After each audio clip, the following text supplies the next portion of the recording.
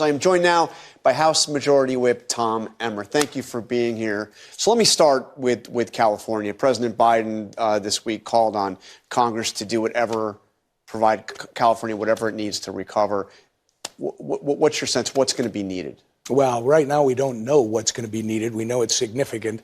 What we do know is that Congress in December, before we left the 118th Congress, passed the American Relief Act, which provided billions of dollars to FEMA to not only deal with the the hurricanes, Milton and Helene, but also for situations such as this, although no one could predict what's happening right now in L.A. I mean, it's unbelievable. And you, of course, you're the guy that counts the votes. And I saw you counting the votes as you were trying to elect a speaker.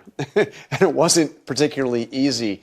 Now you have a very ambitious incoming agenda from President Trump. Realistically, what are you going to get accomplished in these first 100 days or so? We're going to get the Trump agenda put in place. Donald Trump got a mandate on November 5th. The public expects us to deal with the excessive spending, the debt, the deficit, that has driven double-digit inflation at the beginning of the Biden term. They've asked Donald Trump to seal the southern border, and they want to make sure they want peace and stability around the globe. I think that's what Congress will be working with Donald Trump to get done. You're going to need Democratic buy-in, I think, on a bunch of this stuff, aren't you? I mean, Trump, one thing you need to do is raise the debt ceiling, for instance, and you've got a number of your colleagues that just won't do that under any circumstance. Trump's even talked about eliminating the debt ceiling. How are you having conversations on this? Are you looping in Hakeem Jeffries and the Democratic leadership on some of this? Or is it political warfare from the start? Well, I'll allow our Speaker, Mike Johnson, to have those discussions with Hakeem, the minority leader. My job is to work with our members, which we have been doing for the last 2 years plus. This is a new group. We added some new members last week. And when you say that we have members that will never do something, be careful with that. You can acknowledge they've never done it yet. Absolutely. There's only two that I know of that we have right now. But that doesn't mean that that's not going to change under the right circumstances. The issue that Republicans have had, and I think that Donald Trump has, is the debt ceiling is a false number. The bottom line is you got to get your spending under control, and you got to have a plan to pay off the debt. So as long as we're doing that, don't underestimate what the House Republicans can do. So there's a lot of talk about one bill, two bill, one big, beautiful bill. I don't want to get into all of the weeds on this, but Kim Strassel of the Wall Street Journal editorial board published a piece this week that was headlined, "The GOP's Irreconcilable Differences, Donald Trump's Budget Strategy Could Produce One Big, Beautiful Mess." Is there a danger of trying to do too much in one big bill at a time? Taxes, the border, everything else? That's not a concern to me. Once we make the decision, is it going to be one? Is it going to be two?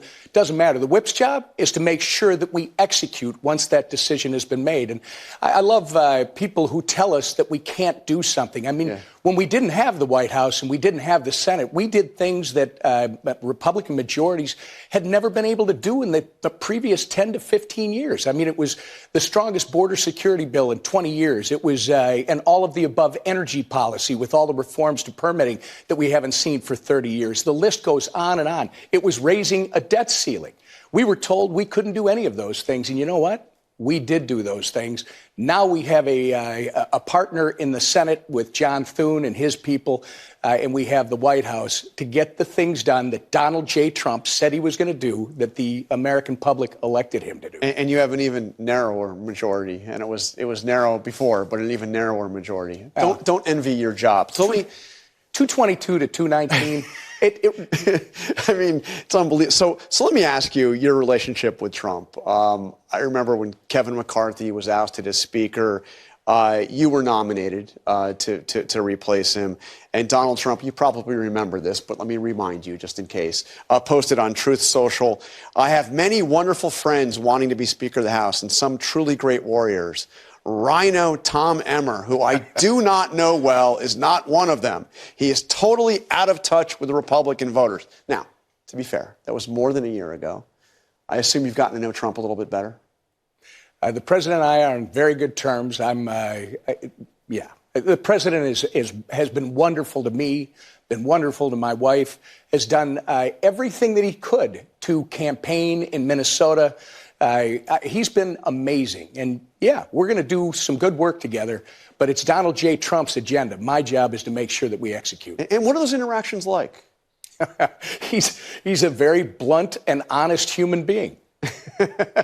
All right. Well, we look forward to seeing, we hope to have you come back soon when we have more time. Congressman Tom Emmer, the Majority Whip, thank you very much for being with us this morning.